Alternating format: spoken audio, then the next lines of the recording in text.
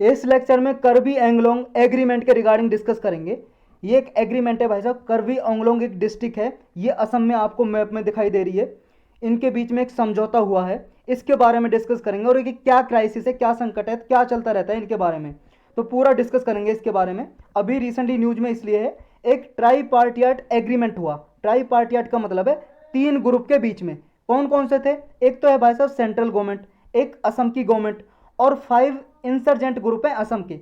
मतलब वो 5 ग्रुप हैं। वो डिमांड क्या करते हैं, उनकी डिमांड बस इतनी रहती है कि भाई साहब वो करबी आंगलोग जो डिस्ट्रिक्ट है, इस कुछ एरिया को मिला के सेपरेट स्टेट चाहते हैं। वो चाहते हैं हमारे लिए, ग्रुप के लिए अलग से एक स्टेट बने, राज्य बने। ये करबी आंगलोग नाम की वहाँ की कम्युनिटी भी है एक, तो ये चाहते हैं लोग।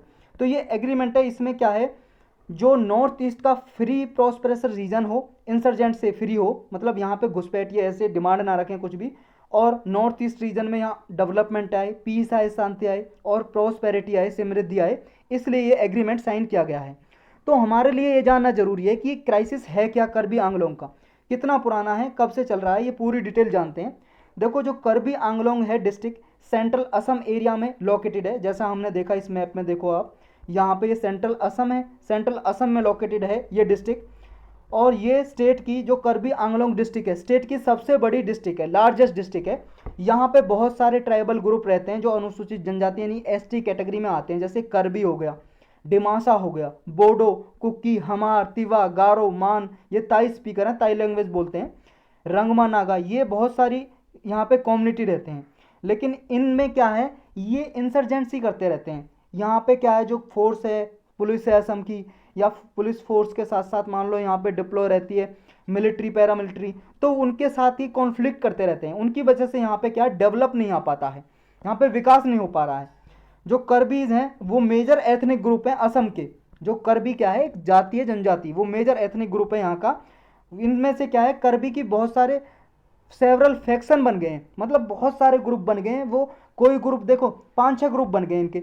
एक ग्रुप मानता है, 2 मानते हैं, 3 मानते हैं कि हम अपना ये कॉन्फ्लिक्ट करना, झगड़ा करना छोड़ देंगे, सेपरेट स्टेट की डिमांड नहीं करेंगे, तो बाकी के 2 नहीं मानते। तो इस तरह से इनमें क्या है, अभी एक पीस प्रोसेस हो नहीं पाता है पूरा फुल तरीके से एग्रीमेंट। इनकी वजह से जो करबी ग्रुप है, यहाँ पे किलिंग होती है, बहुत सारे लोग मारे जाते हैं। ये एथनिक वायलेंस करते हैं, हिंसा करते हैं, लड़ाई झगड़ा, अबडक्शन कर लेते हैं, कुछ लोगों को उठा के ले जाते हैं विलेजर, ये गिरफ्त मतलब एक तरह से अपहरण कर लेते हैं, टैक्सेशन लगा देते हैं, मतलब कुछ बीच में रोक के लोगों से पैसा हड़पते हैं। तो ये सारी एक्टिविटी करते हैं ये।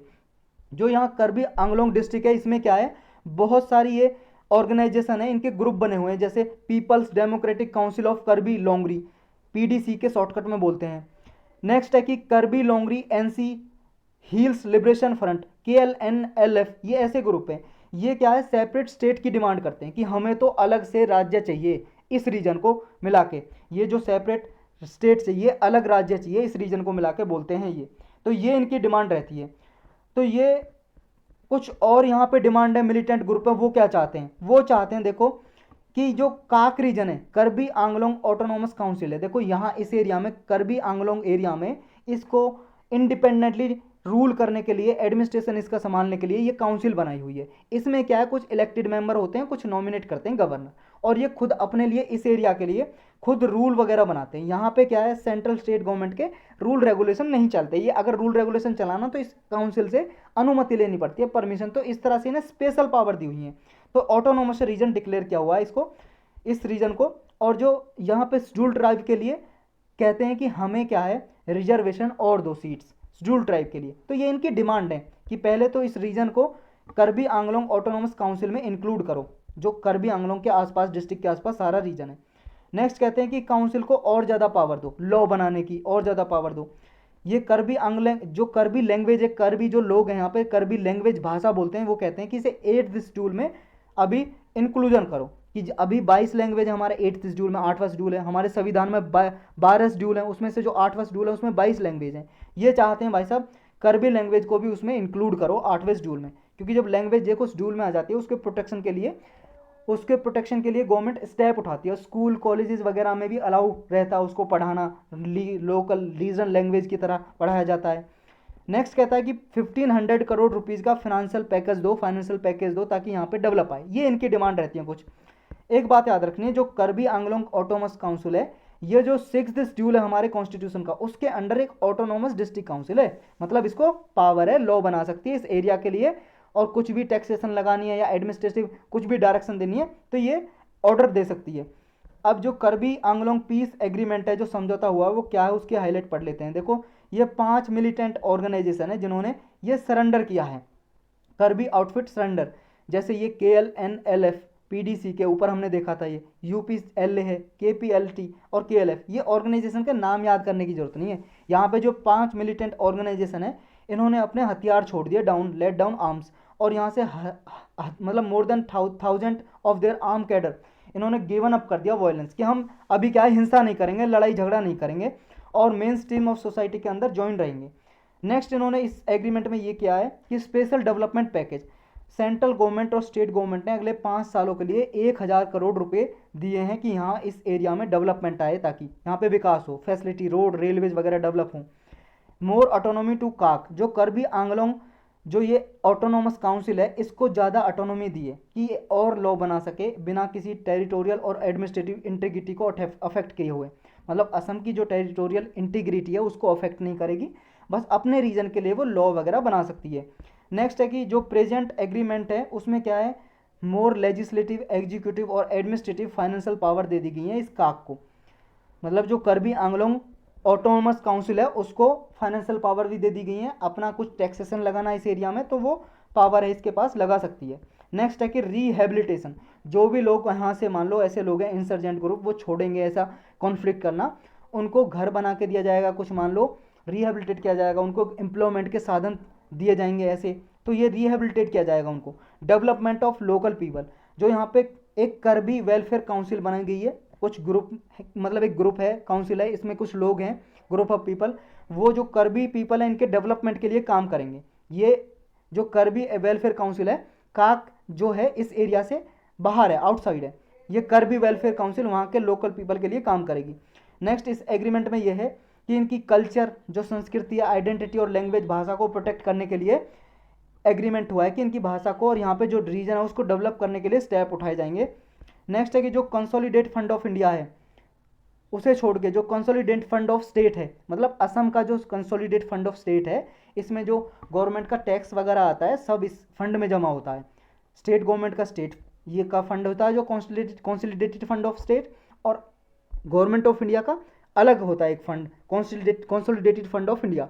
तो स्टेट का फंड जो इसमें जमा होता है इसको अमेंड किया जाएगा और ज़्यादा रिसोर्सेज दिए जाएंगे इस काक को, जो करबी आंगलोंग ऑटोनोमस काउंसिल है इसको फंड प्रोवाइड किया जाएगा डेवलपमेंट के लिए, ये भी प्रोविजन किया जाएगा, इस एग्रीमेंट में रखा है। तो ये तो हुआ करबी आंगलोंग का इशू, क्या है क्राइसिस। अब पढ़ लेते हैं कुछ और भी नॉर्थ ईस्ट के इलाके में कुछ और भी एग्रीमेंट है, पीस एग्रीमेंट रिसेंटली जो हुए हैं उनके बारे में डिस्कस कर लेते हैं। जैसे NLFT त्रिपुरा एग्रीमेंट है 2019 का। NLFT का मतलब है national liberation front of Tripura.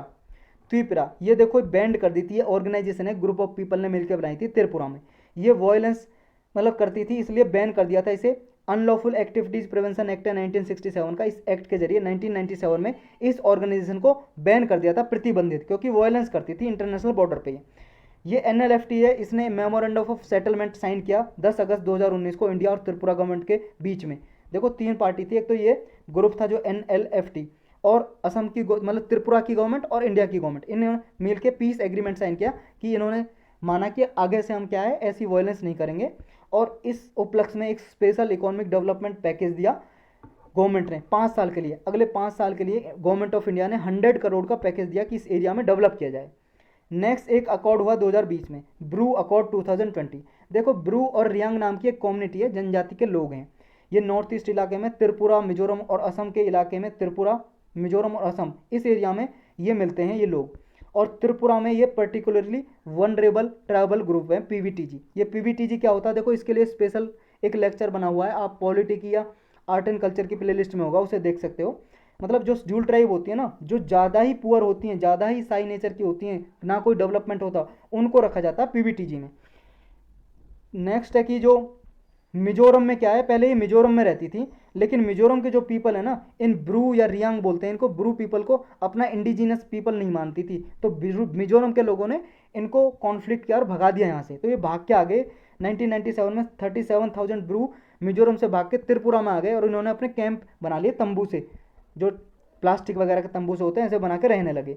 अब ये ब्रू अकॉर्ड में ये किया गया 2020 में हुआ है कि 6,959 ब्रू फैमिलीज हैं त्रिपुरा में रहती हैं, जो इनको फाइनेंशियल पैकेज दिया, कुछ रुपए दिया, अपना घर बनाओ भाई साहब, कुछ रुपए इनके बैंक में जमा किया और इनको जॉब दी कुछ लोगों को, और इस तरह से इनको फाइनेंशियल पैकेज दिया। गवर्नमेंट ऑफ इंडिया, त्रिपुरा और मिजोरम ने मिलकर एग्रीमेंट किया इनके लिए। नेक्स्ट एक अकॉर्ड हुआ बोडो पीस अकॉर्ड।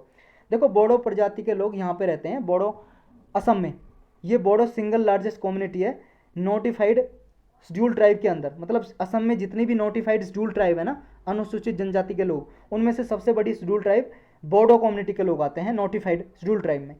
ये देखो डिमांड करते हैं, ये भी सेपरेट स्टेट चाहते हैं बोडो, 1967 से लेके ये सेपरेट स्टेट चाहते हैं, अलग स्टेट, ये भी इनकी भी डिमांड यही है। 2020 में एक गवर्नमेंट ऑफ इंडिया और असम गवर्नमेंट और ये बोडो ग्रुप के जो लोग हैं उनके बीच में एक एग्रीमेंट साइन हुआ, और पहले इस एरिया को बोला जाता था असम में एक area Bodoland territorial area district, अब उसको दोबारा से रीनेम कर दिया, अब इसका नाम है बोडोलैंड टेरिटोरियल रीजन BTR। ये हमने अलग से पढ़ा हुआ, अलग से लेक्चर बना हुआ है इसका, पॉलिटिकल प्ले लिस्ट में जाके आप देख सकते हो। तो ये कुछ एग्रीमेंट हुए नॉर्थ ईस्ट रीजन में, तो यही था इस लेक्चर में।